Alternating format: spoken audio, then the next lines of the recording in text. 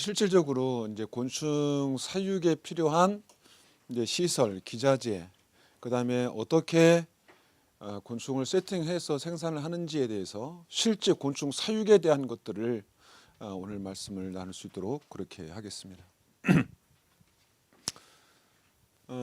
이제 곤충 가운데 학습 애완곤충이 이제 사실은 그 동안은 그 줄을 이뤘었죠. 최근 한 3년 전, 4년 전만 하더라도 거의 학습 애완곤충 중심으로 사업이 진행이 됐었습니다. 그 학습 애완곤충 가운데는 장수풍뎅이나 사슴벌레나 그다음에 뭐 대벌레, 뭐 비단기랍잡이, 이제 사슴벌레는 5종류 가운데 가장 크게 이제 2~3종류 정도, 장수풍뎅이 2~3종류 가운데 한 종류 이렇게 이제 주로 중심을 했었습니다. 사슴풍뎅이 여기 나옵니다만은 사슴풍뎅이 같은 경우도 이제 사실 경기도 농업기술원 소득자원연구소라고 하는 연천에 있는 그 연구소에서 이제 개발을 했죠. 종을 찾아냈죠. 찾아내서 이제 하고 있는데 얘가 이제 성격이 좀 급합니다. 얘도 급해서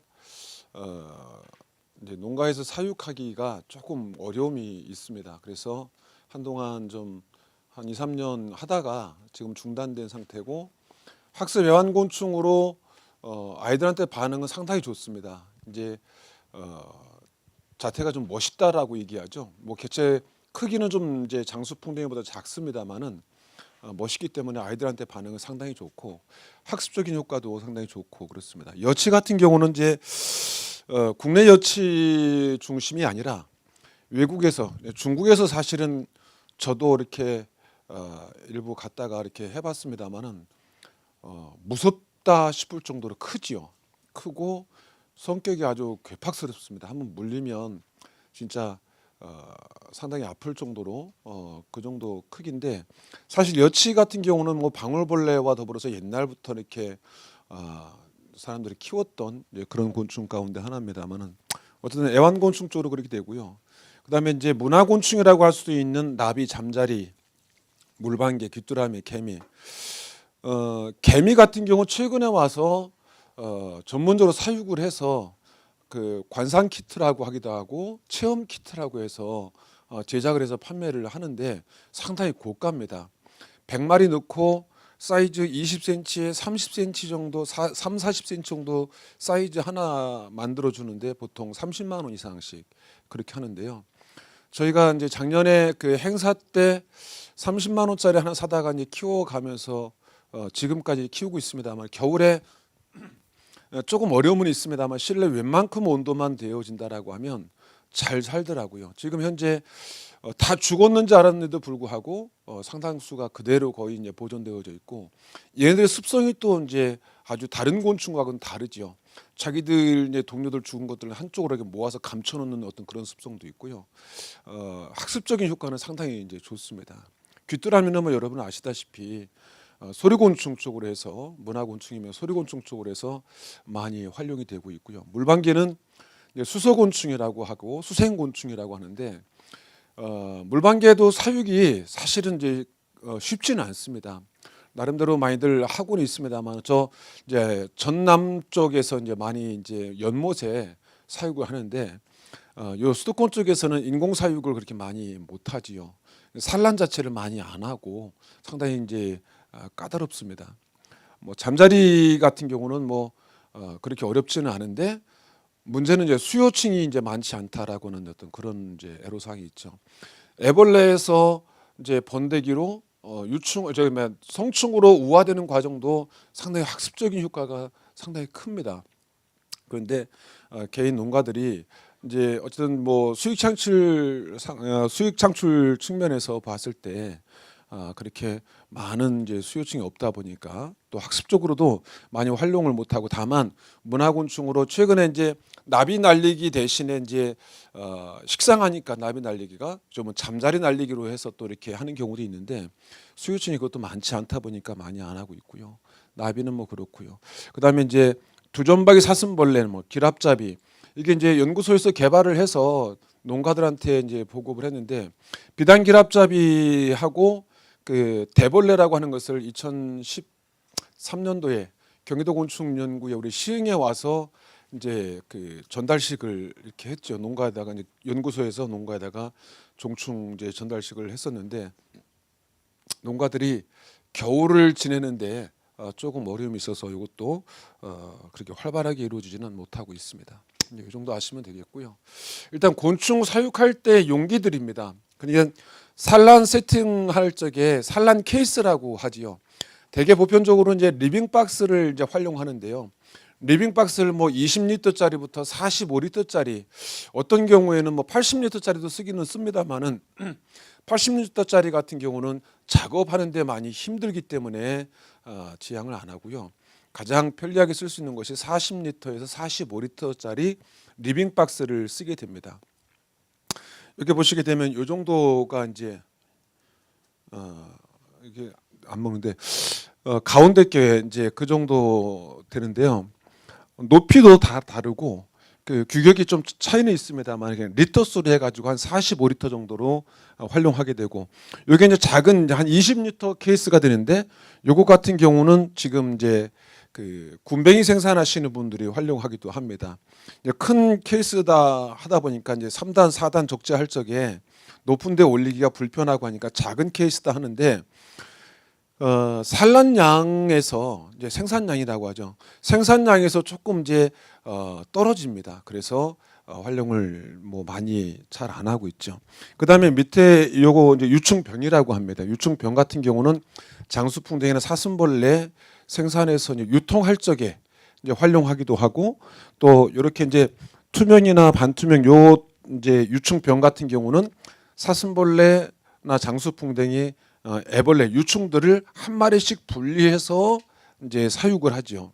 2령대나 3령대 채취를 해서 하는데, 왜 그렇게 하느냐면 큰 리빙 박스에다가 애벌레 30마리고 50마리 넣어놓고 거기서 우화시키게 되면 먼저 우화된 아이들이 나중 이제 번데기 방 지은 아이들 번데기 방을 허물든지 아니면 그쪽이 침투하게 되면 우화 부종이라고 해서 이제 기형이 되거나 이제 심하면 이제 죽게 이제 폐사가 되지요. 그래서 한 대 몰아서 그 이제 벌크라고 하는, 벌크로 키우지를 않고 한 마리씩 다 분리해서 키워야 합니다. 그래야 상품다운 상품이 나오기 때문에 그렇게 해서 이런 유충병에다 키우고, 요것은 유통할 적에 대형 마트점에 가시면 이마트나 홈플러스나 롯데마트, 백화점 같은 데 가다 보면 이런 케이스에 담겨져 있는 장수풍뎅이나 사슴벌레를 보실 겁니다. 그러니까 유통할 적에 이제 그 사용하는 케이스라고 하는 말씀을 드립니다. 이게 이제 사육실 내부입니다. 이게 이제 그 사육 선반이라고 하는데요. 사육 선반이 일반 앵글로 해가지고 이제 기성품이 나와 있습니다. 높이 1,800에 이제 넓이가 이제 90cm, 그다음에 폭이 45cm. 그래서 4단으로 이렇게 레빙 박스를 올려서, 지금 여기 이제 45리터짜리 이제 저희 사육실 사진인데요. 요 규격대로 이제 하는 게 제일 편리하게 이렇게 활용을 하고 있습니다. 그다음에 여기에 이제 사실은 실습 때 다 이제 경험을 하시겠습니다만은 한 쌍을 넣어서 짝짓기를 하고 이제 신혼방을 꾸며주는 거나 마찬가지죠. 이렇게 한 쌍을 넣어서 산란 세팅을 해주게 되면 45일 이후에 채취를 하죠. 한 마리씩 다 골라가지고 아까 이 유충병에다가 다 한 마리씩 분리해서 성충으로 우화시켜서 상품으로 내기도 하고요. 아니면 이렇게 하지 않고 유충으로 유통하는 경우가 많이 있습니다. 이제 벌크로 해서 뭐 마리당 뭐 1,000원에서 1,500원, 아니면 뭐 이런 분 같은 경우에 조금 싸게 구입할 수 있는 것들은 보통 뭐 500원, 600원, 700원, 800원 이렇게 해서 이제 애벌레를 유통하기도 하고요. 그다음에 이제 체험학습용으로 했을 때 마리당 이제 유충병에다 톱밥 담고 애벌레 한 마리 담고 해서 3,000원씩 이렇게 유통하기도 하고, 이제 그런 게 사실은 체험학습장에서는 가장 많이 쓰는 것이죠. 예를 들어서 뭐 한 해에 보통 뭐 몇천 마리에서 뭐 만 몇천 마리까지 이렇게 하기도 하고요. 근데 체험학습을 중심으로 하는 데 같은 경우 보통 2, 3만 마리 정도 이렇게 활용을 하게 되죠. 이제 그렇게 생각하시면 되겠고요. 그다음에 벌크를 할 경우는 아까 말씀드렸듯이 뭐 6, 700원, 1,000원 정도까지 그다음에 성충으로 판매할 경우에 우화시켜서 할 경우에는 뭐 마리당 2,500원에서 많게는 이제 좀 세게는 사슴벌레 같은 경우는 뭐 이제 도매가 4,500원, 5,500원. 그다음에 소매 같은 경우는 소매할 경우에 사실 아까 그 장수풍뎅이 애벌레 같은 경우 한 마리당 3,000원씩, 성충 같은 경우는 장수풍뎅이 암컷 한 마리가 8,000원, 수컷 한 마리가 12,000원. 이렇게 해서 이제 판매가 되고 거기에 이제 케이스라든지 원 부자재까지 포함하게 되면 보통 4만 원, 4만 5천 원 이렇게 되고 그다음에 사슴벌레 같은 경우는 보통 평균적으로 6만 원 정도 이렇게 판매가 되기도 하고 또 케이스에 따라 다르기는 합니다만 유리 케이스 같은 경우 하게 되면은 보통 10만 원에서 12만 원씩 누가 10만 원, 12만 원씩 주고 뭐 벌레를 사주나 이렇게 생각하실 수 있겠습니다만은 요즘 엄마들은 또 애완곤충으로 생각하다 보니까 거실에다 놓고서 아이들이 관찰할 수 있게끔 그렇게 이제 하는 경우도 꽤 많이 있습니다. 그래서 그 정도 되고요. 이것은 이제 채반이라고 해서 유충병을 담아서 이제 보관하는 이제 그런 채반이 이제 필요하게 되죠. 그다음에 처음에 이제 곤충 그 먹이 생산, 애벌레들 먹이 생산할 적에 생참나무 톱밥을 그 생참나무 저 톱밥 생산하는 업체에서 사다가 저희가 5가지 부재를 넣어서 배합을 해서 발효시켜서 이제 그렇게 먹이를 만드는 사실 거기에 이제 기술적인 것이 포함되어 있는 거죠. 그것이 사실은 저희들 뭐주 뭐 노하우라고 이렇게 얘기를 합니다만은 그것을 통해서 이제 사실 컨설팅이 이루어지기도 하고 그것을 통해서 이제 뭐 다른 종자곤충이라든지 다른 부자재까지 유통하게 되는 그렇게 됩니다. 이것은 이제 요 케이스하고 똑같은 요건 40리터짜리인데 저희가 요것도 써보고 요것도 써봤는데 요거는 좀 약하더라고요. 단가는 이제 50% 단가인데 그만큼 약하고 작업하는데 좀 불편함이 없잖아 있더라고요. 그래서 지금은 활용하지 않고요. 이것은 이제 장수풍뎅이나 사슴벌레, 곤충, 흰점발 꽃무지도 마찬가지. 성충들이 먹는 젤리입니다. 우리 아이들이 이야기하듯이 야 곤충은 뭐 먹고 살지 그러면 젤리요 그러거든요.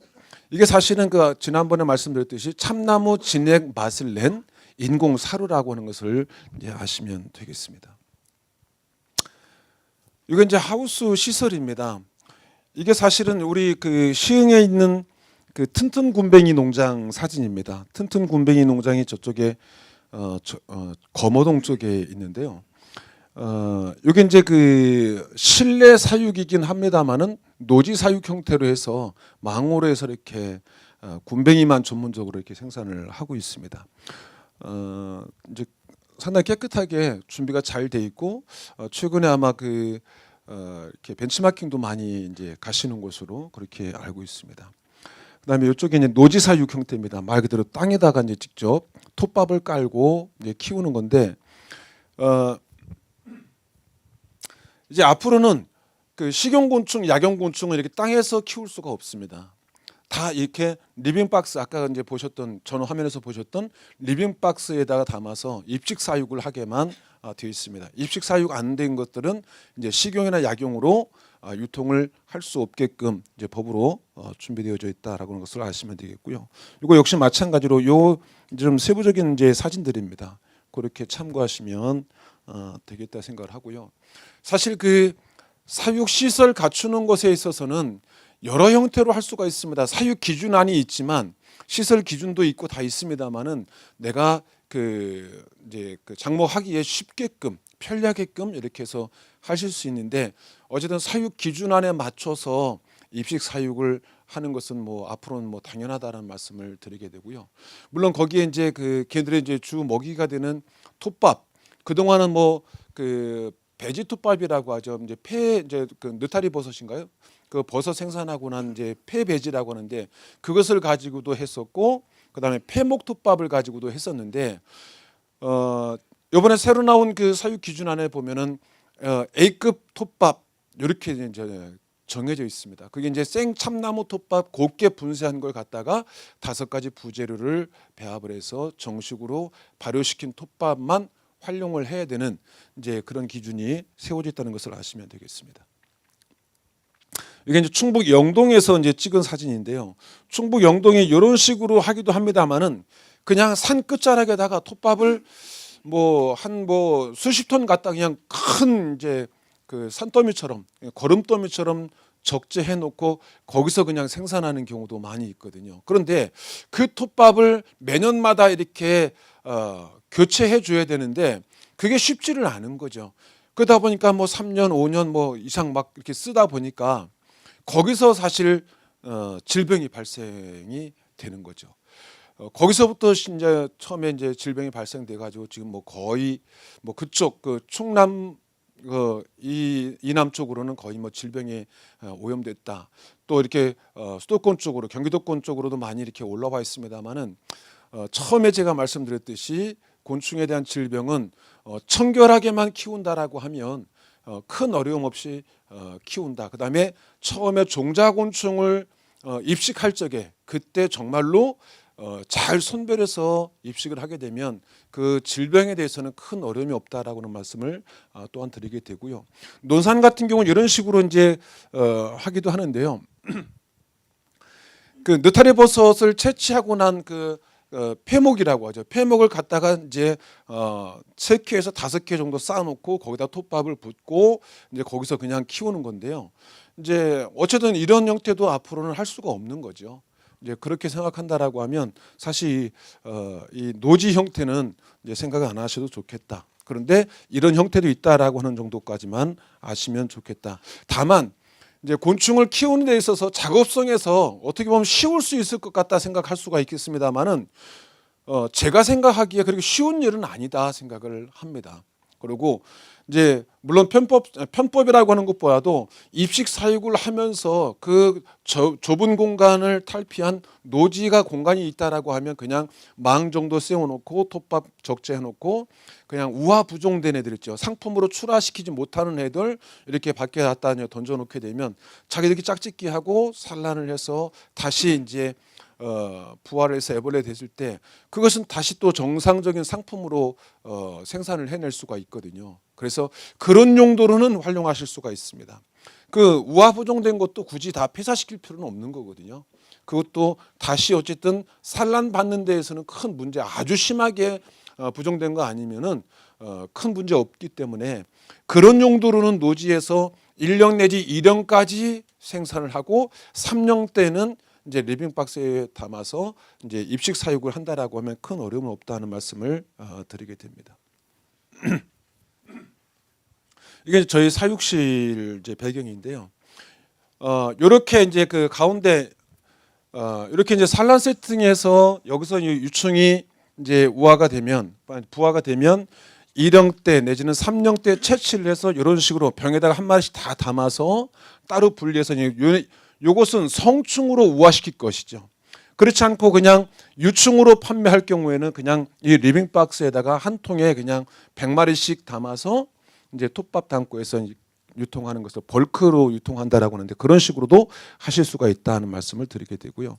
선반 형태는 뭐 이런 식으로 뭐 그냥 그 각 파이프를 가지고 짤 수도 있고요. 근데 가장 편리한 것은 그냥 앵글룰 이제 상품으로 사다가 선반 다이 만들어서 쓰시게 되면 가장 편리하다 하는 말씀을 드리게 되고 비용적인 면에서도 큰 차이 없이 제작을 해서 하시는 경우도 있습니다만은 큰 차이가 없다는 말씀을 드리게 됩니다. 제가 이제 경험상 이제 여기저기 다니면서 컨설팅을 하면서 선반을 직접 사각 파이프로 제작을 해서 해보기도 해봤고 그다음에 앵글 선반을 만들어 보기도 했는데 그렇게 큰 차이가 없다라고 하는 것을 말씀을 드리게 됩니다.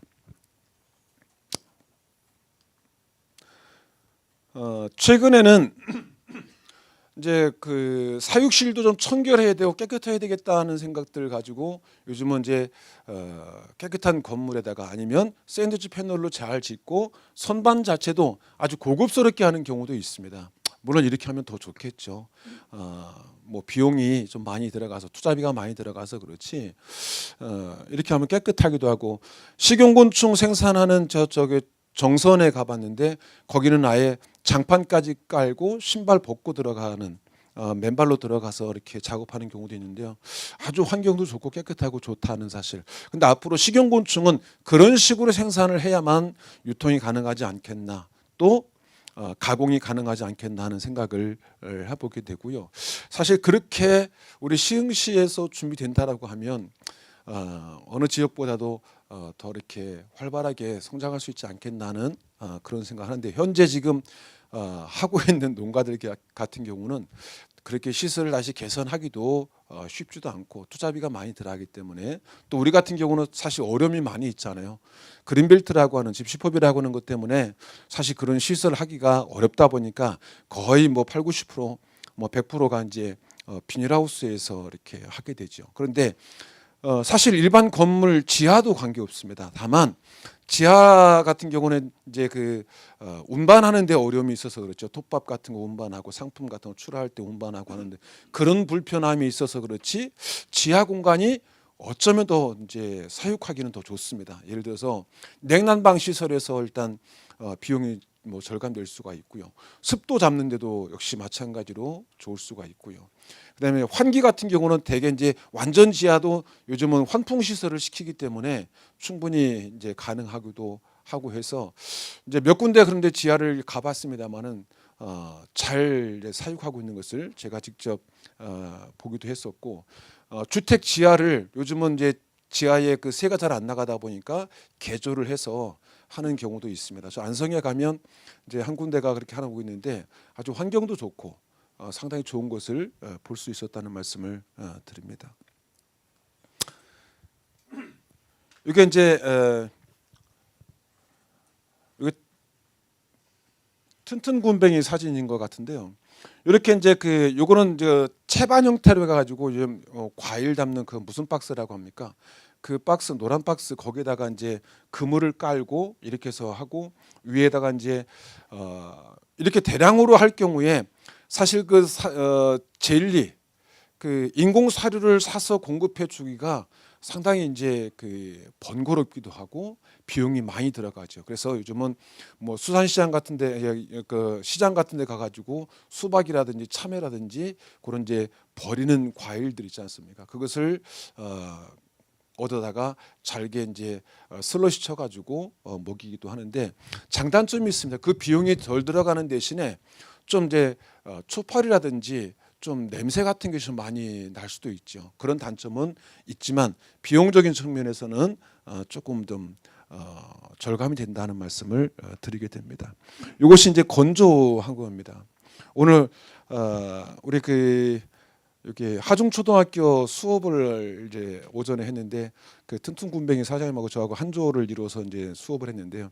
직접 굼벵이 건조한 걸 가지고 와서 아이들한테 보여주고 하면서 직접 본인이 먹고 아이들한테 공유해보고 이런 체험까지 이제 하게 됐는데, 아이들이 처음에는 냄새 맡아보고 안 먹으려고 그래요. 근데 한 입 깨물어 보고 뭐 한두 번에 씹어보고 고소한 것을 느끼니까 그냥 이렇게 먹기도 하고. 근데 이제 굼벵이도 그렇지만 고소해 같은 경우에는 이제 더 잘 먹는 것을 지난번에 말씀드렸듯이, 요즘 아이들이 상당히 물론 이제 신기하니까 새로운 거니까 그렇게 뭐 접근하기도 합니다만은 상당히 호감을 갖고 있는 것을 볼 수가 있습니다. 이제 미럼, 이제 우리가 미럼은 이제 사료용으로 이제 생산해서 유통할 경우는 미럼이라고 얘기하지만, 식용으로 가공해서 우리가 이제 먹는 것 같은 경우는 이제 고소해라고 이제 명칭을 바꿨죠. 이제 미럼 사육실 이제 환경입니다. 역시 마찬가지로 이렇게 선반으로 해서, 다만 아까 리빙 박스는 이제 높이가 보통 한 30cm 정도, 28, 30cm 되기 때문에 그 칸수가 이제 한 45cm 정도 됩니다만은, 이건 케이스 자체가 좀 낮습니다. 한 7cm 정도뿐이 안 됩니다. 그래서 칸수를 좀 줄여서 이렇게 여러 단으로 해서 좁은 공간에서 대량으로 사육을 할 수가 있는 거죠. 요 이제 규격이 45cm에 70cm, 높이 7cm 이렇게 되는데, 거기서 보통 한 600g에서 한 800g까지. 뭐 많이 키우시는 분들 같은 경우는 보통 1kg에서 1.2kg까지도 이 케이스에서 키운다라는 것을 말씀을 드리게 되고요. 사실 이제 이 케이스가 이제 내셔널에서 나오는 상품인데요. 저것도 한 번 생산할 적에 주문하게 되면 3,000개를 이상 이제 제작 의뢰를 해야 되기 때문에 그런 불편함이 있어서, 한 번 주문 생산 들어가게 되면 보통 3,000개에서 5,000개씩 미리 제작을 해다 놓고 이제 유통도 하기도 합니다만 이런 식으로 해서 이제 사육을 하게 됩니다. 중국 같은 경우는 제가 갔을 때에는 나무 상자에 하더라고요. 근데 나무 상자 같은 경우에 한 2년 정도 지나면 냄새가 배지요. 그래서 이제 습도가 있다 보니까 냄새가 배서 들어가면 아주 불쾌한 그런 냄새 때문에 좀 그렇고요. 그다음에 또 일회용으로 종이 박스에다 활용하는 경우도 있는데 작업성이 아주 안 좋더라고요. 처음에 이제 중국에서 몇 장을 갖다가 이렇게 해봤습니다만은 그 작업성이 안 나와서 저희들은 이제 내셔널에 정식으로 제작을 해서 이렇게 활용합니다만은 단가도 그렇게 비싸지는 않고 작업하기 좋고 괜찮은데 문제는 밀원 같은 경우는 어쨌든 그 부가가치가 좀 떨어진다라고는 생각 가운데 그다음에 작업성에서 지난번에 말씀드렸듯이 3D 업이나 마찬가지 먼지가 분진이 많이 나기 때문에 좀 이제 생산을 좀 많이 이제 줄였죠. 농가들마다. 어저께 그 TV에 또 한 군데 이제 원래 이제 화성에 있는 경기곤충이라고 거기서 이제 인터뷰하는 것을 잠깐 봤습니다만은 사실 경기곤충이 처음에 투자비를 많이 들였습니다. 왜 그러냐면 이제 뭐 농촌진흥청에서 시범적으로 이제 시범단지 형태로 해서 이제 시작을 했는데 해보니까 사실 어려운 거죠. 뭐 처음에 이제 일자리도 많이 만들기도 하고 해서 시작을 했는데 가공 시설도 갖추고 나름대로 이제 환기 시설 갖추고 정식으로 그 진흥청에서 사육 기준을 제시해서 기준에 맞춰서 했는데 해보니까 일단 매출 면에서 노력한 만큼의 어떤 소득이 이제 창출이 안 되다 보니까 거의 홀딩에는 어떤 그런 상태라고 하는 것을 말씀을 드리고요. 그렇지만 전문적으로 이것만 또 하시게 된다라고 하면 또 방법은 있습니다. 예를 들어서 다른 것 생각하지 않고 정말로 고소해라고 하는 그 식용곤충으로만 생산하기 위해서 하신다라고 하면 그 정선에 있는데 정선 모양 깨끗이 해놓고 또 채취할 적에 뭐 분변토 이렇게 걸러낼 적에 그 기계화해서 한다라고 하면 또 나름대로 방법이 있겠죠. 물론 키로당 뭐 2만 원에서 2만 5천 원이긴 합니다만은 지금 어떻게 보면 이 밀원 같은 경우에 농가들이 많이 손 놓고 있기 때문에 사실은 또 때로는 물건이 없어서 못 팔아요. 그런 경우도 있습니다. 그래서 항상 그 틈새가 있는 것 같아요.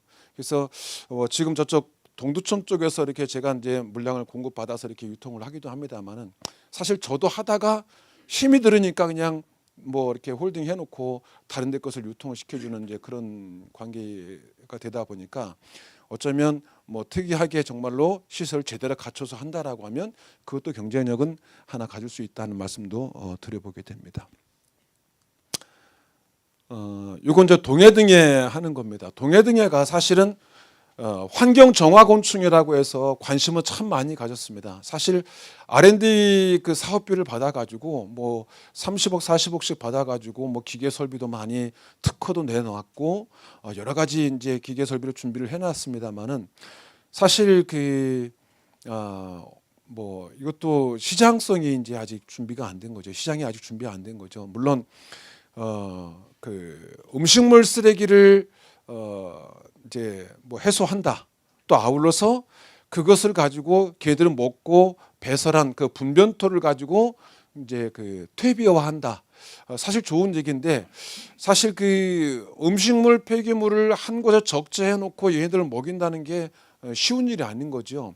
그 민가 주택가에서 일단 사육장 같은 경우는 일단 직선으로 500m가 떨어져야만 되기도 하는데 500m 떨어졌다라고 하더라도 냄새 가는 것은 막을 방법이 없잖아요. 그래서 지자체마다 뭐 남양주도 그랬고 뭐 충남도 그랬고 김포도 그랬고 가까이 안산도 사실 시도를 했었습니다. 근데 다들 하다 포기를 하게 됐죠.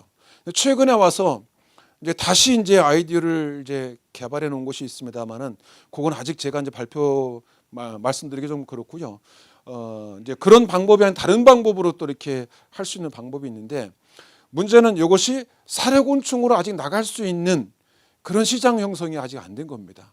생산이 중요한 것이 아니라 어쨌든 수익을 창출할 수 있는 방법이 있어야 되는데 아직 그게 준비가 안 되다 보니까 이것도 좀 시기상조다. 그래서 뭐 간간히 조금씩 갖다가 해서 그냥 닭 키우면서 이렇게 본인들이 동해등에 키워서 이렇게 먹이기도 하는데 역시 양계장에서도 음식물 쓰레기 냄새 때문에 자유롭게 키우지를 못하는 거죠. 그래서 이제 소규모로 하기는 합니다만은 어쨌든 조금 더 이렇게 동해등에는 기다려야 된다. 이미 특허를 내고 여러 가지 이제 R&D 사업비를 받아서 대량 생산을 하고 있고 또 2차, 3차 가공까지 기술을 가지고 있음에도 불구하고 그분들도 이미 그 사업을 그냥 거의 홀딩해 놓은 그런 상태라고 하는 것을 말씀을 드립니다.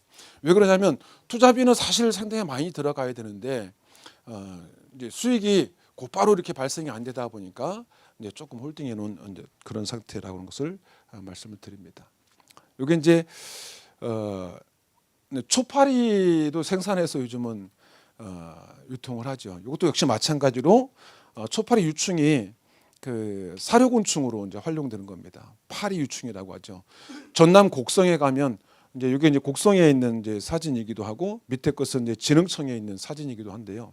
곡성에 가면은 지금 파리만 가지고 한국 유형곤충 연구소라고 해서 이제 충북 음성에 있다가 이제 곡성으로 이제 단지화해서 내려갔습니다만은 사실은 생산은 하고 있음에도 불구하고 거기도 역시 이제 고전을 명치 못하지요. 사실 이제 사료곤충으로 이제 활용되어지기도 합니다만은 화분 매개용으로도 이제 활용이 되지 않습니까? 최근에는 우리나라에서도 이제 그 뭡니까 망고라고 하는 것을 이제 생산도 이제 조금씩 하고 하지 않습니까? 역시 그 화분 매개용으로 이제 뭐 파리를 많이 활용하기도 합니다. 그래서 이제 초파리 이제 사육실도 이렇게 여러분 앞에 소개를 하기도 합니다. 이게 이제 처음에 이제 그 사료를 만들기 위해서는 톱밥을 이렇게 참나무 생톱밥을 사오기도 하고 이것은 폐목톱밥이라고 하죠. 버섯 그 느타리 버섯을 채취하고 나면 썩은 나무들 참나무 이렇게 한 1m 20 정도 되는 나무 이제 버섯 채취하고 다 이제 썩은 거 버리는 것들 저희가 사다가 이제 분쇄해서 판매하는 업체도 따로 이제 있습니다. 거기서 사온 이제 폐목톱밥이라고 얘기를 하고 그다음에 이것은 이제 생 참나무 톱밥 분쇄한 거죠.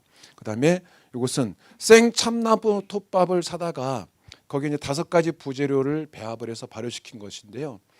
5가지 부재료 레시피가 농가마다 조금씩 차이가 있습니다. 그다음에 그 발효실 그 환경에 따라서 조금씩 공간이라든지 그 환경에 따라서 조금씩 이제 그 발효되어지는 상태가 다 다릅니다만은 일단 거기에 레시피를 말씀드린다라고 하면 전지대두가 들어가고요. 그다음에 미강이라고 하는 것이 들어가고 EM 발효제가 들어가고 이제 설탕이 들어가고 그다음에 소석회가 들어가고 어떤 이제 저희 농가 같은 경우는 그 5가지가 들어갑니다. 거기 톱밥이 들어가고 물이 들어가겠죠. 근데 어떤 농가들 같은 경우 다른 농가들 같은 경우는 미강하고 톱밥하고 이제 그 밀가루하고 EM 발효제하고 이렇게 쓰는 경우도 있고요. 또 폐배질만 가지고 또 이렇게 그 EM 발효제를 넣어 가지고 활용하는 농가도 있습니다. 그런데 일단 저는 이제 제가 활용하고 있는 방법을 여러분한테 소개를 해드리고 나중에 실습하실 적에 실습 오실 적에 실질적으로 한번 거기서 배합하는 과정까지 보여드릴 그럴 생각을 하고 있습니다. 그렇게 된다고 하면 몇 리터, 그러니까 몇 그램씩 들어가는지도 이미 다 여러분들이 레시피 자체 그대로 복사를 하실 수가 있는 거죠. 물론 나중에 뭐 개인적으로 오시게 되면 뭐 저희가 이렇게 간단하게 설명을 드려도 속이거나 빼거나 그런 거 없습니다. 그대로 드리고 더 자세히 알고 싶다라고 하신다라고 하면 이제 따로 이렇게 하셔야 되는데 그게 이제 농가마다 사실 민감한 부분이 있습니다. 거기서 이제 우리가 얘기하는 비용이 발생하는데요. 그 비용은 이제 다 다르지요. 천차만별인데 그것은 나중에 뭐 개인적으로 이렇게 말씀을 하시게 되면 그때 나눌 수 있도록 그렇게 하겠습니다. 이제 이런 강의하면서 오시면 제가 안내해드리겠습니다. 이렇게 하다 보니까 그 이상까지 생각하고 와서 이제 무조건 준다고 했지 않냐. 이렇게 해서 나중에 오해를 받기도 하고 물론 어느 정도까지 이렇게 뭐 정보를 드리기도 하고 레시피를 드리기도 하고 이렇게 합니다. 그러나 이제 그것은 저만 있는 것이 아니고 다른 농가들도 있고 어쩌면 농가들의 그 하나의 수익 창출 모듈이라는 것을 생각하신다라고 하면 여러분들 조금 이제 이해는 하실 수가 있을 것이다 생각을 합니다. 이게 이제 배합기입니다. 이게 이제 최근에는 이제 이런 배합기가 이제 보통 대동데크에서 농가들마다 거의 뭐 8, 90%가 이 이제 배합기를 씁니다. 이것은 저희가 처음에 2007년도에 중고를 여기에 이제 그 미산동에 거기 가서 샀던 거, 300만 원, 330만 원 주고 사다가 한 6년 정도 쓰고 뭐 이렇게 처분했습니다만은 사실 농가에서 보면 제일 비싼 이제 그 설비죠. 뭐 요 같은 게 450만 원입니다. 그래서 대개 이제 그 배합기 요거 한 대 정도 뭐 대동데크에서 요건 이제 250kg짜리 물론 단위별로 가격은 다릅니다만은 250kg, 500kg, 800kg 또 요즘은 전에도 그게 있었습니다만은 아예 배합기 내에서 발효시키는 경우도 있습니다. 보통 뭐 2천 몇백만 원, 3천만 원 하는데요. 사실 요거에 대해서는 제가 참고하시라고 말씀을 드린다라고 하면 이미 큰 돈 들여서 배합기들을 설치해서 그렇게 발효를 시켰습니다만은 사실 실패들 많이 하고 있습니다.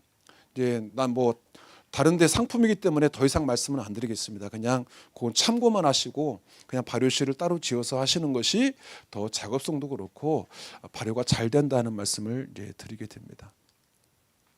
이거는 이제 그 저온 저장고인데요. 저온 저장고 같은 경우는 그 출하 시기를 좀 맞추는 거죠. 저온에서 잠재온다 이렇게 얘기를 하거든요. 그래서 저온에서 뭐 약 10도에서 2, 3도까지 낮추게 되죠. 그러면 이제 성장 시기가 좀 이제 멈춰지는 이제 그런 단계. 그래서 우리가 필요한 때 이제 꺼내서 출하시키기 때문에 저온 저장고가 이제 농가에도 필요하기도 하고요. 그다음에 이건 이제 동결 건조기입니다만은 사실 그 식용으로 유통되어지는 것은 현재까지 법상 동결 건조시키지 않은 것은 유통을 할 수가 없습니다. 식용으로나 약용으로 유통할 수가 없습니다. 그래서 우리 시흥 같은 경우로 시흥시 곤충연구회가 동결 건조기를 한 대 이제 지금 현재 가지고 있습니다. 그래서 동결 건조를 시켜서 유통을 해야 된다. 또 이렇게 열 건조도 있습니다. 열 건조도 있는데 상품이 동결 건조했을 때는 형태 그대로 있고 색깔도 아주 그 처음에 그 애벌레 있는 상태 노릇노릇하게 노릿노릿하게 익었다고 하죠. 그렇게 보기 좋게 익는데 이제 열 건조할 경우에는 이제 조금 이제 색깔이 탁하지요. 이제 검게 이제 변해 있는 모습, 그다음에 그 찌그러진 모습 그런 것들이 있기 때문에 잘 활용을 안 합니다만은 최근에 또 이제 알게 된 건 저온 건조기가 있더라고요. 저온 건조기. 그게 이렇게 비용도 그 채반이 저 고추 건조기 비슷하게 생겼는데 채반이 열네 채반 같은 경우 보통 한 200만 원 정도뿐이 안 하더라고요. 최근에 제가 이제 그 업체를 발견해서 지금 내일 그 업체를 뭐 찾아가기로 했습니다만은 가까운 여기 안산에 있더라고요. 그래서 그것이 형태 그대로 있고 비용도 적고 건조도 잘 된다라고 하는 이제 그런 얘기를 들어서 한번 가보려고 합니다. 요 정도 이제 설비를 가지고 이제 있게 되고요. 요거는 이제 톱밥 발효, 노지 발효 형태를 이제 하는 경우도 있습니다. 사실 노지 발효 형태 했을 때 요것도 저는 안 해봤습니다. 안 해봤기 때문에 자신 있게 말씀을 못 드리고 다른 분들이 하고 있기 때문에 꼭 잘못됐다라고는 말씀보다도 조금 이제 작업성에서 또 완전 발효가 안 된다.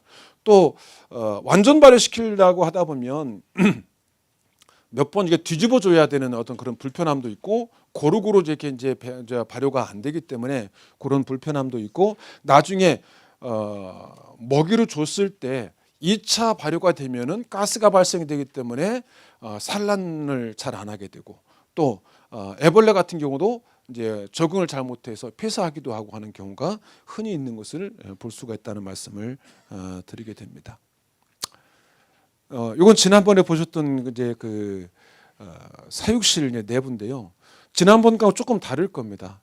이런 형태로 지을 수도 있고요. 근데 이번에 그 견적을 하나 내봤더니 하우스 형태도 역시 마찬가지로 비용이 많이 이런 형태로 하려다 보니까 비용이 많이 발생하더라고요. 보통 이제 일반 사육 하우스 같은 경우 작년까지만 하더라도 평당 14만 원이면 됐었는데 지난주에 견적을 냈더니 17만 8천 원인가 이렇게까지 나왔더라고요. 거의 18만 원대 나온 거죠. 이런 식으로 칸막이도 해야 되고 이중 하우스 해야 되고 하다 보니까 비용이 많이 발생했고 4월 말에 이미 또 그 뭐 파이프 값이라고 하죠. 그 아시아 파이프 값이 많이 인상됐다라고 그래서 좀 비용이 많이 늘었다는 얘기를 듣게 됐습니다. 뭐 사육실은 지난번에 상세하게 말씀드렸기 때문에 뭐 한 칸에 뭐 보통 10평에서 한 13평, 15평 정도 그렇게 나눠서 해놓으시면 좋다는 말씀을 드렸기 때문에 넘어가도록 하겠습니다. 종자 관리 뭐 지난번에 말씀드렸습니다만은 이제 학습 애완곤충 같은 경우는 성충 상태를 가지고 이제 그 종자곤충을 쓰는 경우도 있고 또 군뱅이 같은 경우 흰점바위 꽃무지 같은 경우는 요즘은 전에는 유충으로만 종자곤충을 유통을 했었습니다만은 최근에 와서 저 같은 경우는 성충까지도 이제 종자곤충으로 이렇게 보급을 하게 되죠. 왜 그러냐면 단계별로 그 생산을 할 수 있게끔 이제 그 모듈을 만들어 주다 보니까 유충으로만 주어서는 안 되겠다. 그래서 성충으로까지 이제 요즘은 종자곤충으로 유통을 해주고 있다는 것을 뭐 기억을 하시게 되면 처음에 이제 종자곤충 그 모충을 구입하실 때 잘 선별하는 거 무엇보다 중요하다는 말씀을 이제 드리게 되고요. 그 단계별로 이제 관리하는 이제 방법들은 농가에서 자세하게 이렇게 이제 안내합니다만은 아까도 강의 전에 잠깐 뭐 어느 분하고 대화를 나눴습니다만은 사실 그 소, 돼지 키우는 것보다 어떻게 보면 쉽다라고 생각하시면 됩니다. 우리 그 소돼지 같은 경우는 아침 저녁으로 일단 먹이를 공급해 줘야 되잖아요. 근데 얘네들 같은 경우는 아침 저녁으로 먹이를 안 줘도 관계 없거든요. 한번 처음에 산란 세팅 해줄 때 적어도 뭐 한 달 이상 먹을 수 있는 먹이를 공급해 준다든지 아니면 아예 저희 그 아이벅스 캠프 모양 그냥 뭐 3개월 동안 먹을 수 있는 것 그냥 집어넣어주고 거의 방치해 놓다시피 해놔도 크게 뭐 문제는 안 된다라고는 말씀을 드리기 때문에 단계별로 관리하는 것도 처음에 애벌레도 역시 마찬가지로 그냥 충분한 톱밥을 넣어주게 되면 대개 이제 한 2달 정도 먹게끔 물론 단계별로 령수에 따라서 이제 다른 거죠. 1령대, 2령대, 3령대 그 단계별로 먹이만 맞춰준다라고 하면 큰 어려움은 없기 때문에 그는 뭐 크게 문제 안 될 것 같고요. 병해충 관리 매일 그 상태 점검하고 주기적인 소독 실시, 뭐 질병 발생 시 이 병체는 어떻게 발생했는지 신속히 제거한 뒤 뭐 질병 종류에 따른 적절한 조치. 사실 진흥청에서 원인 규명을 아직 못 하고 있습니다. 뭐 병해충 관리 팀이 뭐 새로 따로 이렇게 이제 있습니다만은 정확하게 지금 발견을 못 해내고 있는 거죠. 그래서 몇 번 이렇게 말씀드렸습니다만은 어쨌든 청결하게 톱밥 같은 경우에 이렇게 분리만 잘해주고 한다라고 하면 뭐 저희 현재 몇 년을 이렇게 하고 있습니다만 아직까지 이쪽에는 질병은 아직 없다 하는 말씀을 드리기 때문에 톱밥에 오염되지 않게끔만 관리한다라고 하면 큰 문제는 없겠다. 그다음에 사육실 이제 청결 상태, 그다음에 사육 용기. 한번 이제 채취하고 남은 것은 깨끗이 세척을 해서 일광욕을 시켜서 활용한다라고 하면 큰 문제 없다는 말씀을 이제 드리게 되고요. 사실 여기에 보게 되면 뭐 소독 약제로 뭐 치아염소산 나트륨계 뭐 이쪽에 뭐 약품을 쓴다라고 하는데요. 사실 농가들이 이런 거 사가지고 세척을 할 만큼 그렇게 여유롭지를 못하거든요. 사실 이 약품을 써서도 그게 치료가 된다든지 해소가 된다라고 하면 당연히 하겠죠. 근데 충남 그 대전 쪽에서도 몇 년 차 그렇게 해봤습니다만은 사실 그걸 못 잡고 있습니다. 그다음에 그 뭡니까 조명을 통해서도 이렇게 해봤습니다만은 그걸 못 잡고 거기 한 4, 5년 동안 그냥 생산을 못 하고 지금 겨우 이제 옮겨가지고 새롭게 이제 하고 있습니다. 그래서 한번 이제 질병이 들게 되면 그 장소는 어렵다라는 말씀을 드리게 됩니다. 무엇보다 중요한 것은 이제 온도, 습도, 이제 빛, 환기. 사육 환경 가운데 가장 중요한 거죠. 근데 가장 중요함에도 불구하고 그렇게 얘네가 민감하지 않기 때문에 그냥 자연 환경에서 서식하고 있는 애들을 실내로 들여왔기 때문에 그냥 그것만 맞춰주면 된다. 제가 말씀을 드렸는지 모르겠습니다만은 우리 시흥에서 현재 사육하고 있는 농가가 실패라고 하는 것보다 제 양을 생산 못하는 이유가 뭐냐면 일자리 창출 사업 가운데 이제 여러분이 이제 12분이서 근무를 하세요. 사육실은 뭐 한 3, 40평뿐이 안 되는데 12분이서 오전 반, 오후 반 이렇게 하다 보니까 오전에 당번들이 나와서 뚜껑 열어보고 먹이 있나 없나 이제 살피고 이제 스트레스 주죠. 오후반 나오시면 오후반이 또 와서 또 열어보게 되죠. 톱밥 뒤적이게 되죠. 이렇게 하다 보니까 얘네가 산란을 제대로 안 하는 거예요. 그 다음에 또 거기 일하시는 분들이 나름대로 톱밥을 이렇게 하는 것보다 내 생각에는 이렇게 하면 좋을 것 같아 라고 생각하고 다른 방법을 또 나름 제 연구해서 먹이를 주는 거예요. 그러다 보니까 이게 처음에 정상적으로 기술을 가지고 왔던 거 그대로 했다라고 하면 그 농가 처음에 기술 뭐 이전해 준 농가가 잘 생산하고 있다라고 하면 그 농가도 한 두 사이클 정도 지나갔으면 충분히 그게 나와야 되는데 그게 안 나오는 거죠. 원인은 다른 데 있는 것이 아니라 매일매일 아침 저녁으로 뚜껑 열어서 스트레스 주고 걔들이 충분히 거기에 적응할 수 있는 그런 환경을 안 만들어 주는 거죠. 그다음에 번데기가 됐을 때 궁금하니까 자꾸 흔들어 보는 거예요. 이렇게 살아나 죽었나. 그러다 보니까 상품이 안 나오는 거죠. 다 우아부정이 돼가지고 날개가 찌그러진다든지 뿔이 없다든지 아니면 걔네가 정상적으로 아까 지난주에 보셨듯이 70mm 이상 성장이 돼야 되는데 그 성장이 안 되는 거예요. 그 다음에 온도가 높다고 해서 무조건 다 좋은 건 아니거든요. 사이클이 빠르면 그만큼 먹이 공급을 확실하게 많이 못 먹다 보니까 빨리 성장하니까 개체가 크지를 못하는 거죠. 요즘 아이들이 금방 알아요. 그냥 장수풍뎅 한 마리 딱 들어보면 작다, 와 크다, 금방 보면 알거든요. 그러니까 70mm 이상 돼야만 정상적인 상품으로 판매할 수 있다라고 말씀을 드리는데 그게 이제 관심 갖고 사랑 갖고 주기적으로 이렇게 뚜껑을 열어보고 먹이 공급해주고 하는 건 참 좋기는 하지만 그것이 어쩌면 안 좋을 수도 있다는 말씀을 그냥 저희 그냥 거의 방치하다시피 해놔도 큰 문제 없다라고는 말씀을 드리게 되고요. 이제 여기 뭐 조도라고 하는데 이제 뭐 자연광이 좋으며 뭐 광 조건은 16 뭐 때 88D 뭐 이거 뭐라 그러지? 갑자기 생각이 안 나는데 근데 사실은요 야행성 곤충이잖아요. 그러다 보니까 낮에 작업할 때 불만 켜놔도 얘네들한테는 어쩌면 스트레스가 될 수가 있는 거죠.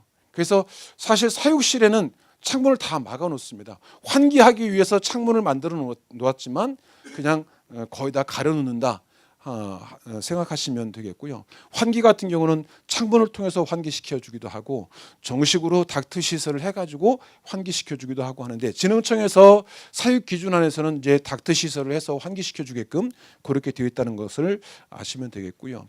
출하 관리 같은 경우 뭐 여기 그 흰점바위 꽃무지 경우 같은 경우는 출하 시기를 사육 시작하면 8주째로 8주에서도 10주 사이에 이제 한다라고 하는데 그것도 사실 농가 환경에 따라서 좀 차이가 있지 않습니까? 온도가 높으면 좀 빠를 수도 있고 또 온도가 낮으면 더 늦을 수도 있거든요. 그러니까 애벌레 상태를 봐야 되는 거죠.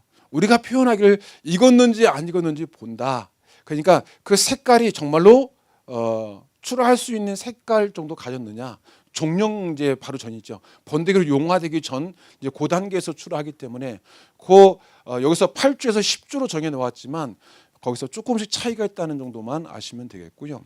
절식 같은 경우는 이제 뭐 호박을 먹이기도 하고 어떤 농가에서는 밀가루 먹이기도 하고 여러 가지 방법을 쓰기도 합니다만은 그냥 한 이틀 내지 3일 정도 절식시키면 된다. 그냥 먹이 공급 안 해주고 굶긴다라고 하면 거의 배설을 다 하게 되죠. 그 다음에 이제 가공을 한다라고 하는 것을 생각하시면 되겠습니다. 그 다음에 이제 뭐 군뱅이 같은 경우 살짝 데쳐가지고 그걸 건조해서 분말로 만드는 경우도 있고요. 동결 건조기로 해서 할 경우 또 아니면 열 건조로 해서 할 경우 좀 차이는 있겠습니다만은 그래서 분말로 해서 유통을 하는 경우도 있고요. 분말로 만들어서 그걸 또 환으로 다시 만드는 경우도 있고요. 그다음에 액기스로 해서 판매하는 경우도 있고요. 요즘은 출하 방법이 여러 가지가 이제 있죠. 이제 그 정도 생각하시면 되겠고요. 뭐 학습 애완곤충이란 이제 뭐 지난번에 처음에 말씀드렸었죠. 그래서 뭐 장수풍뎅이나 넓적사슴벌레, 배추흰나비, 뭐 물방개 이게 이제 현재 학습용으로 활용되고 있는 이제 곤충 종들입니다. 예, 이 정도 아시면 되겠고요. 지금 그나마 그래도 유통이 제일 활발하게 이루어지고 있는 것이 학습 애완곤충입니다. 장수풍뎅이하고 사슴벌레, 그다음에 나비 같은 경우는 문화곤충 쪽으로 이제 활용되어지고 있습니다만은 장수풍뎅이하고 사슴벌레가 아이들한테 제일 많이 이제 선호도가 높기 때문에 제일 많이 이제 유통이 되고 있고요. 요즘 같은 경우에 장수풍뎅이 같은 경우 많이 나올 시기임에도 불구하고 사실 유충 구하기가 쉽지 않습니다. 작년에 이제 지난주에 말씀드렸듯이 3,000마리를 한 번에 집어넣어서 이제 산란을 해서 이제 제가 5,000마리, 5,500마리를 이제 지난주하고 어제하고 이렇게 받았습니다만은 그분 입장에서는 제값을 받을 수가 없기도 하고 대량으로 이렇게 이제 해놨는데 유통할 데가 없다 보니까 모르니까 이제 그런 상태이기도 한데 사실은 지금 유충은 구할 수가 없습니다. 왜 그러냐면 종령시기라고 하죠. 이제 번데기로 곧바로 용화될 시기이기 때문에 지금 자칫 너무 늦으면 얘가 번데기 방제 틀기가 좀 이제 늦은 거죠. 그래서 위험하기도 한데 그래서 유통도 잘 이루어지지 않을 뿐만 아니라 이때는 구하기도 사실 이제 어려운 그런 시기고 또 단가도 다른 때보다 조금 이제 높은 단가로 유통되기도 하고 이제 그런 경우도 있습니다. 어쨌든 그 유충을 사다가 이제 저희가 이제 체험학습용으로 이제 유충을 분양하는 경우도 있습니다만은 성충으로 우화시켜야 되기 때문에 그 단계에서 조금 이제 늦게 되면 번데기로 용화가 안 되기 때문에 그런 어려움 때문에 지금은 유통 안 하지만 또 반면에 없을 시기다. 성충 같은 경우는 지금 이제 막 나올 때죠. 나오는데 또 한 번에 농가들마다 많이 이렇게 생산하다 보면은 또 그것도 또 처치곤란이다 보면 할 수 없이 정상적인 상품으로 유통을 시키지 못하고 안락사시킨다고 하죠. 저희가 이제 표현을 그렇게 얘기를 하는데요. 급냉동을 시킨다든지 아니면 에탄올에 이제 담그기도 해서 일부러 폐사를 시켜서 죽은 곤충으로 이제 표본제로 이제 활용을 하기도 하지요. 그래서 사실 곤충을 키우다 보면 버릴 것이 사실은 하나도 없습니다. 분변토는 분변토대로 또 이렇게 거름으로 판매하지요. 또 죽으면 죽은 곤충도 정상적인 가격보다 조금 싸기는 합니다만은 죽은 곤충, 장수풍뎅이 죽은 것 같은 경우도 마리당 1,000원에서 1,500원씩 합니다. 7cm 이렇게 되는 것들은 1,000원에서 1,500원. 어떤 데 같은 게 비싸면은 그것도 1,800원, 2,000원까지 할 때도 있습니다. 없으면 그렇게 사다가 어쨌든 뭐 학습을 해야 되기 때문에 그런 경우도 있습니다만은 어쨌든 요즘은 조금 그런 시기라는 걸 말씀을 드리게 되고요. 이거 아마 지난번에 설명을 드렸을 텐데 얘가 이제 참나무 숲에 살다 보니까 껍질이 딱딱해서 딱정벌레목이라고 하기도 하지만 참나무 목인데 참나무 수액을 먹고 있는 암컷에게 수컷이 찾아가서 짝짓기를 하게 되고 짝짓기를 한 후에 10일에서 17일 정도 지난 다음부터 알을 산란하기 시작하는데 한 번에 다 산란하는 것이 아니라 하루에 한두 개 아니면 서너 개 이렇게 산란을 자기가 꼭 이제 밀도를 찾아서 이렇게 산란을 하게 되죠. 그래서 암컷은 죽을 때까지 산란하다 보면 우리가 평균적으로 40-50마리 산란한다고 얘기를 합니다. 그러나 사육 환경에 따라서 그냥 80마리, 어떤 경우에는 뭐 100마리 이상 뭐 거의 되는데 저희 같은 경우 표현하기를 그냥 평균적으로 80마리 산란 받는다 이렇게 이제 생각을 이제 하시면 될 것 같고요. 그다음에 알에서 일령 애벌으로 부화할 때 이제 10일에서 17 정도 지난 다음에 부화를 하게 되고 부화된 일령 애벌레 역시 마찬가지 10일에서 17 정도 지난 다음에 일령으로 탈피하고 일령이 또 역시 11에서 17 정도 지난 다음에 3령 탈피하고 3령은 자연에서 겨울을 나야 되기 때문에 3개월 내지 5개월 또 인공 사육할 경우에 평균적으로 한 3개월 정도 이렇게 잡게 됩니다. 그 다음에 번데기로 용화하고 번데기 성충으로 우화하고 성충으로 약 2달 정도 산다. 그래서 한 사이클이 한 사리가 1년이다 이렇게 이제 아시면 되겠고요. 사슴벌레는 그보다 좀 텀이 길다는 말씀을 드렸고요. 그 다음에 이제 여기 배추인나비 이제 알 같은 경우가 이렇게 있고요. 호랑나비 알 이렇게 이제 하는데 알 모양은 형태는 조금씩 다르기는 하지요. 또 산란하는 장소도 다 분명히 다릅니다. 배추인나비 같은 경우는 케일이나 이제 뭐 배추잎 같은 데 산란하게 되고 호랑나비 같은 경우는 이제 탱자나무나 산초나무에 산란을 하고 그다음에 뭐 암끝 검은 표범나비 같은 경우는 뭐 아카시아 꽃 뭐 아니면 또 왕팔랑나비 같은 경우도 다른 식물에다가 이제 종류마다 다 이제 산란하는 데가 다 다르지요. 이제 그런 것을 아시면 되겠고요. 이제 유충 구별하는 법인데 아마 이거 설명드렸던 것 같은데요. 장수풍뎅이의 머리는 이렇게 진한 갈색이고 사슴벌레는 연한 갈색이고 또 그 이제 항문 같은 경우 장수풍뎅이는 가로로 돼 있고 사슴벌레는 세로로 돼 있고 또 장수풍뎅이는 몸에 유충이 털이 많고 그다음에 사슴벌레는 몸에 털이 하나도 없고 이제 그런 거. 그다음에 호랑나비 이제 애벌레 같은 경우 이런 형태. 그다음에 배추인나비는 여러분 많이 보셨겠죠. 그런 형태라는 것을 아시면 되겠고요. 암수 구별법. 이제 장수풍뎅이 같은 경우는 이제 꼴에서 두 번째 마디 배꼽쯤에 보면 V자 표시, 피부 안에 V자 표시되어 있는 것이 수컷이고 사슴벌레는 반대로 이제 꼴에서 두 번째 마디 등 쪽에 보게 되면 그 피부 안쪽에 노란 점이 있는데 그거 보면 난핵이라고 하는데 그거 있는 것이 암컷이다라고 하는 것을 아시면 되겠고요. 사실 사슴벌레는 일령 때부터 암수 구별이 됩니다. 근데 장수풍뎅이는 3령, 중령 정도 돼야만 이제 암수 구별이 된다는 것을 아시면 되겠습니다. 번데기 과정입니다. 장수풍뎅이는 세로로 짓는가 하면 사슴벌레는 가로로 이렇게 이제 번데기를 짓게 되고요. 여기 보게 되면 이제 나비 번데기는 좀 형태가 다르죠. 이런 형태로 용화됐다는 것을 보시면 되겠고요. 그다음에 이제 이게 산란 세팅하는 겁니다. 이제 한 쌍을 이제 신혼방을 꾸며준다고 하죠. 리빙박스 45리터짜리 리빙박스에다가 밑에는 발효톱밥.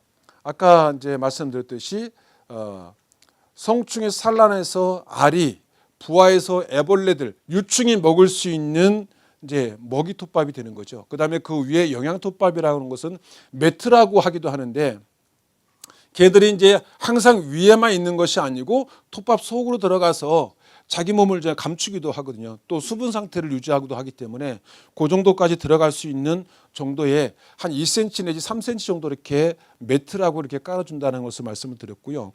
그런데 이제 발효톱밥 같은 경우는 순수하게 이제 그 5가지 부재를 넣어서 발효시킨 거 그게 이제 먹이톱밥이고 그 위에 영양톱밥 같은 경우는 왜 영양톱밥이라고 말씀을 드리냐면 폐목톱밥 아까 이제 처음에 보셨던 폐목톱밥에다가 발효톱밥을 3대1로 배합을 합니다. 어떤 농가 같은 경우는 5대1로 배합하기도 하는데 이제 그 톱밥 그 양에 따라서 좀 차이가 있는 거죠. 요즘 폐목톱밥 같은 경우 한 자루가 60리터고 그 생톱밥 같은 경우는 40리터입니다. 그러면 60리터짜리 5포에 그 발효톱밥 40리터 한 포 넣으면 된다. 그다음에 이제 농가에서 이제 처음에 이제 그 발효실에서 꺼낼 적에 40리터 가득 채우지를 않고 뭐 30리터까지 채우는데 그럴 경우에는 3포에다가 발효톱밥 한 포를 섞은 것을 보고서 영양톱밥이라고 하기도 하고 뭐 고단백톱밥이라고 하기도 하고 농가마다 조금씩 표현이 다르기는 합니다만은 어쨌든 3대1 내지 5대1로 배합한 것을 매트로 깔아준다 하는 말씀을 드립니다. 이건 장수풍뎅이 세팅하는 방법이고요. 그 다음에 여기 이제 더 사진으로 보시게 되면 이렇게 영양톱밥을 깔고 그 위에다가 얘네들이 야행성 곤충이다 보니까 좁은 공간이지만 날개짓을 합니다. 그러면 그 통 뚜껑에 이제 부닥치고 넘어지게 되면 뒤로 넘어지잖아요. 우리가 매일매일 관찰을 하지 않게 되면 뭔가를 잡고 일어날 것이 없게 되면 그냥 그렇게 버둥대다가 죽게 되지 않습니까? 그럼 암컷이 일찍 죽어버리면 산란 양이 없는 거죠.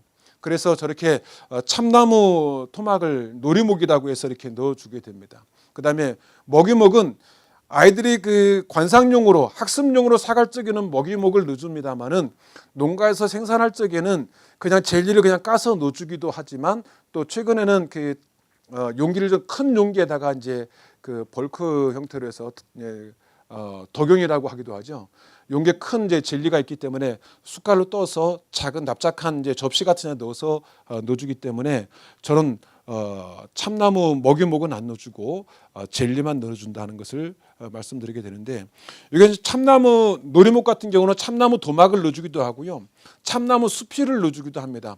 수피는 이제 굴참나무 같은 경우가 이제 수피가 쪼개지지 않고 좀 오래 가고 하기 때문에 톱밥을 사러 갔을 적에 거기서 이제 뭐 채취해서 가져오기도 합니다만은 최근에는 많이 없지요. 그래서 참나무 썩은 그 폐목 톱밥을 슬러시 쳐가지고 거기에 넣어주기도 하기도 하고, 아니면 생참나무를 이제 굵기 뭐 한 직경 10cm에 15cm 정도 되는 것을 슬러시 쳐가지고 깔아주기도 합니다. 그러면 넘어져도 그걸 잡고 일어나기 때문에 그걸 꼭 깔아줘야만 된다는 말씀을 드리게 되고요.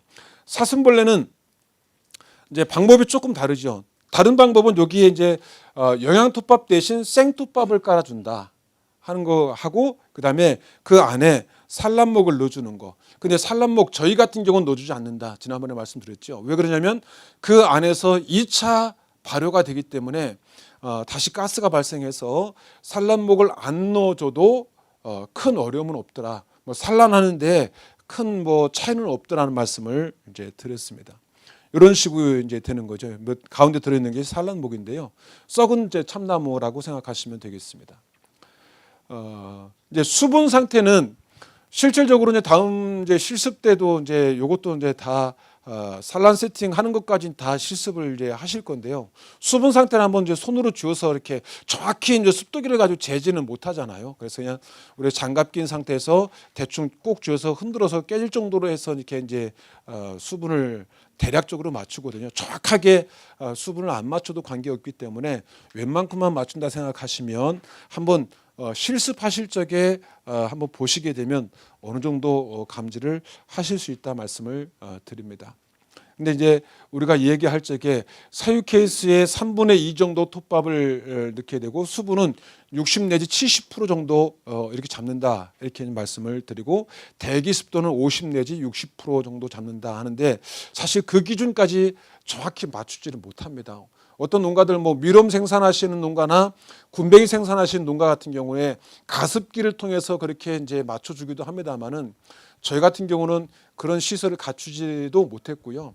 그렇게 갖추지 않아도 뭐 이렇게 요구하는 만큼 이제 생산량이 나오기 때문에 그렇게까지는 아직 안 하고 있다는 말씀을 드립니다.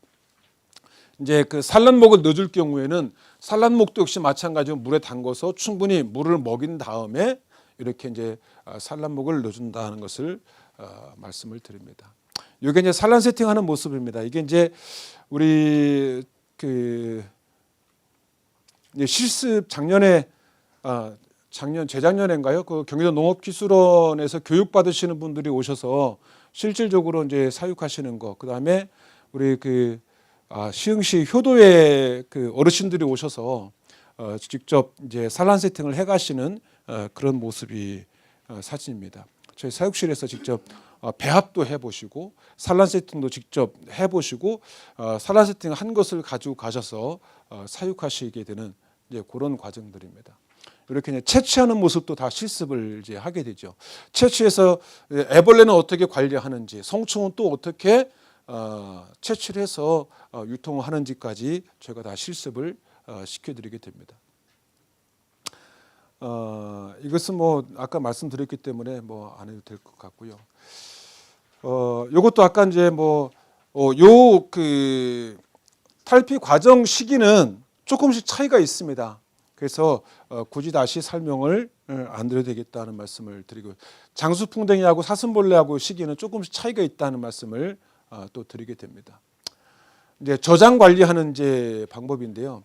사실 야외에서 채집한 것들 가지고도 아까 처음에 말씀드렸듯이 일형 때 노지에서 생산한 거나 야생에서 잡아다가 채취한 것을 이제 종자곤충으로 산란 세팅할 경우에 이제 처음에 그 저온저장고에서 또 이렇게 출하를 해서 이제 관리할 경우에 온도를 갑자기 높은 곳에 넣어주게 되면 얘네가 스트레스를 받기 때문에 그것도 온도 차츰차츰 올려서 해줘야 한다라고 하는 것을 말씀을 드리고요. 처음에 종자곤충을 이제 사육 상자에다 세팅을 하고 그다음에 산란을 이제 유도를 하게 되고 그다음에 이제 애벌레로 채집하게 되고 채집해서 애벌레로 출하하기도 하고 성충으로 출하하기도 하고 이제 번데기 때 이제 관리하는 것은 특히 제일 약할 때고 예민할 때이기 때문에 가능하면 이제 손 안 대고 처음에 이제 애벌레를 넣었을 때 시기를 날짜를 다 적어 놓기 때문에 그 날짜에 맞춰서 이제 채취를 하기 때문에 자주 관찰하지 않아도 시기를 알게 되면 큰 어려움이 없어서 우화되는데 또 상품으로 생산하는데 큰 문제 없이 할 수 있다는 말씀을 드립니다. 이거는 진흥청 자료인데요. 이제 그 여러 가지 형태로 이제 시험을 해본 거죠. 진흥청에서 볏짚으로도 한번 해봤고 참나무 톱밥, 상토, 그다음에 참나무 폐목 톱밥을 가지고 했고 그 배지 톱밥이라고 하죠. 버섯 종균 그 톱밥 가지고 했던 건데 그나마 그래도 톱밥을 활용했을 때가 제일 높게 나왔다는 것을 여러분에게 말씀을 드리게 됩니다. 이제 곤충 이제 질병에 대해서 잠깐 말씀을 드리도록 합니다. 크게 나누면 이제 그 미생물에 의해서 이제 전염성 이제 병과 우화 부전을 포함한 물리적인 장애. 이제 톱밥 속에서 키우던 거다 보니까 톱밥도 현미경으로 이렇게 관찰을 하다 보면 상당히 각이 져 있고 날카롭습니다. 그래서 장수풍뎅이 유충 같은 경우는 피부가 좀 두껍기 때문에 폐사율이 좀 적은데요. 사슴벌레 같은 경우는 몸에 털도 없고 좀 피막이 표피가 얇기 때문에 채취할 적에 특별히 신경 쓰지 않으면 1,2령 같은 경우는 거의 뭐 한 80%가 폐사합니다. 그래서 그때 유충 관리할 적에 상당히 많이 이제 신경을 써야 되고 3령도 입병 작업을 해놨을 때 유충병에 담아놨을 적에 죽는 경우가 많이 있습니다. 그래서 채취할 적에 사슴벌레 같은 경우는 좀 조심스럽게 다룰 필요성이 있다는 말씀을 드리게 되고요. 이렇게 비전염성 병하고 이제 여기 전염성하고 둘로 나눌 수가 있는데요. 현재로서 비전염성 같은 경우는 이제 다룰 적에 좀 조심해서 다루면 되는데 전염성 같은 경우는 처음에 우리가 들었듯이 일단 사육 환경하고 용기 그런 환경만 신경 쓰신다라고 하면 큰 어려움은 없다는 말씀을 드리게 됩니다. 이렇게 이제 백광병 이제 초기에 보게 되면 검은 점이 이렇게 나타납니다. 검은 점이 이렇게 이제 마디 사이에 조금씩 나타나게 되고 그 시기가 지나게 되다 보면 이제 말기에는 이렇게 하얗게 곰팡이가 핀 형태로 해서 바뀌어져 있는 모습을 볼 수가 있고요. 그 백광병 생포자를 보게 되면 이렇게 거미줄 형태로 이렇게 나 있는 것을 국수발 모양 저런 형태로 되어 있는 것을 볼 수가 있고요. 또 흑광병이라고 하기도 하고 흑점병이라고 하기도 하는데요. 이렇게 물렁물렁하면서 점이 이렇게 생기게 되죠. 이게 조금 더 진화가 되면 이렇게 되는 겁니다. 그 다음에 이렇게 완전히 딱딱하게 돼가지고 굳어 있죠. 사실 굼벵이도 역시 마찬가지입니다. 이게 조금 더 지나면 파랗게 또 곰팡이가 피웁니다. 그런 경우에는 그 케이스 자체는 전체를 다 갖다 버려야 되는 거죠. 거기서 아깝다고 몇 마리 골라내다 보면 그것이 또 이제 병원을 또 이렇게 옮기게 되는 거죠. 대개 이제 지난번에 말씀을 드렸듯이 그 리빙박스 한 개에서 보통 한 300g 정도 내지 500g 이제 나온다라고 한다라고 하면 그냥 그 아낌없이 갖다 버릴 수밖에 없는, 그래야 그나마 다른 것들 같은 경우 좀 지킬 수 있다. 그런데 한두 통에서 그것이 발견되면 같이 세팅한 것은 거의 다 관찰을 해 보셔야 되는 거죠. 아니면 그냥 과감하게 거의 다 갖다 20세트를 했다라고 하면 20세트 갖다 쏟아버릴 수밖에 없는 이제 그런 환경. 또 톱밥이 아까우니까 노지 사육장에 갔다가 이제 또 쏟는 경우도 있습니다. 근데 그렇게 되면 거기 있는 것까지 다 이제 오염이 되는 경우도 있고, 또 초기에는 뭐 그렇게 심하게 오염되지는 않습니다만은 이제 과감하게 이렇게 땅에 좀 묻는다든지 아니면 건조시켜서 소각시킨다든지 이제 멀리 갖다 이제 버린다든지 그런 방법뿐이 없다는 말씀을 드리게 됩니다. 사실 진흥청에서 이것에 대한 연구를 많이 하고 있음에도 불구하고 저것을 막을 수 있는 방법은 아직 이제 찾지를 못한 거죠. 소독도 그렇고 어떻게 방법을 찾지 못하고 있습니다. 요거 같은 게 이제 흑화증이라고 하기도 하고 흑전병이라고 하는데요. 이제 물렁물렁하게 되기도 하고, 이것도 이제 옮기게 되면 처음에 3년 초기까지도 이제 안 나타나는 경우도 있습니다. 이제 3년 중령 정도 되면 좀 이렇게 진하게 나타나는데 그때는 또 이렇게 뭐 갖다 버릴 수밖에 없는 그런 경우도 있습니다. 이건 물렁병이라고 이제 하는데 이제 탈피하는 과정에서 물렁물렁하는 이제 아주 하얗게 되기도 하고 이제 탈피한 것은 이제 깨끗하긴 하지만 그래도 물렁물렁하거든요. 근데 그걸 모르고 물렁병으로 알고 버리는 경우도 있는데요. 사실 처음에 이렇게 피부가 투명해지면서 물렁물렁하게 되는데 이것도 이제 그냥 우리가 표현하기는 물렁병이라고 하는데 이것도 사실은 하나가 이렇게 뭐 질병이 옮기다 보면 곧바로 옮기게 되기 때문에 거의 갖다 폐사시켜야 한다는 말씀을 드립니다. 이렇게 또 경화증으로 딱딱하게 굳기도 하고 또 성충 같은 경우는 이제 이렇게 마디마다 곰팡이 핀 거 모양 이렇게 하얗게 되어 가지고 죽는 경우도 있습니다. 이제 가끔 외부에서 이렇게 이제 곤충을 사올 때 이렇게 한두 마리 섞여 오는 경우가 있어요. 꼭 이제 사육실에 입식할 적에는 전체 다 이제 확인을 하고 입식을 시켜야 됩니다. 오늘 같은 경우 저희도 이제 저 광주에서 사왔던 것들 한 마리 한 마리 다 이제 채취를 해본 거죠. 상태를 본 거죠. 그렇지 않고서는 그것을 유통을 시킬 수도 없고 종자로 입식을 시킬 수가 없는 거죠. 크다고 해서 무조건 다 좋은 것도 아니고, 그래도 오늘도 보니까 두세 마리가 나오기는 나오더라고요. 근데 그게 노지에서 생산했던 것이기 때문에 크게 뭐 신경을 안 써서 뭐 분리를 안 해놨습니다만은 그래도 상태는 상당히 좋은 것을 이제 발견하게 됐습니다. 이제 이런 것도 이제 살펴보실 수가 있어야 되고요.